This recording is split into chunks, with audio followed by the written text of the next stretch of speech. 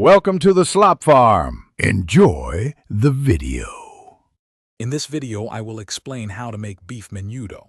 First, ensure you have about 3 pounds of thoroughly cleaned beef tripe, cut into 1-inch pieces.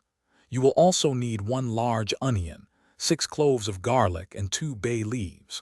For the rich, authentic flavor, soak 1 cup of dried guajillo chilies and 1/2 cup of ancho chilies in hot water until softened. This initial preparation is crucial for a delicious menudo. Begin by boiling the clean tripe for about 15 minutes, then drain and rinse it well to remove impurities. Next, place the tripe in a large pot with fresh water, the chopped onion, minced garlic, and 2 bay leaves.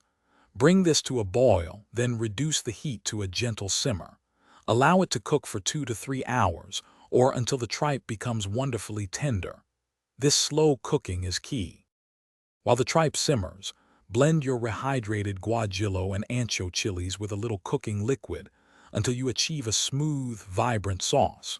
Strain this chili sauce directly into the pot with the tripe, ensuring a silky texture and discarding any solids. Now, stir in about 15 ounces of canned hominy, drained and rinsed. Continue to simmer the menudo for another 30 minutes, allowing all the flavors to meld beautifully. Finally, taste your menudo and adjust the seasoning with salt and pepper as needed. Ladle the hot menudo into bowls and garnish generously with fresh cilantro, finely diced white onion, and a refreshing squeeze of lime juice. Serve immediately and savor this comforting, flavorful dish. Remember to check the description for a link to Little Tree's black ice and other great deals. Enjoy your homemade menudo. Thanks for watching. Consider subscribing if we helped you today.